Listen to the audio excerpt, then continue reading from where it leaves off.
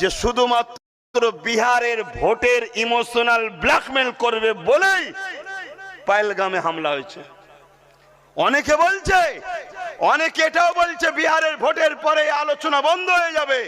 আমরা সেটাও দেখছি, অলরেডি আলোচনা দেশ জুড়ে ঠান্ডা ঘরে চলে গেছে।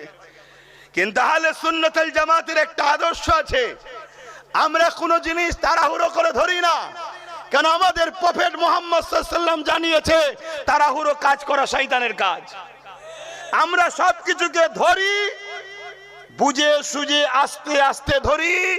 যত দিন যায় গরম বাড়ে, যেমন বুলেট গাড়ি, বুলেট চাপেন তো নাকি? হ্যাঁ, যত দেরি হবে ওর গরম বাড়বে, যত প্যাসেঞ্জার উঠবে গরম বাড়বে, ও থামতে জানে না।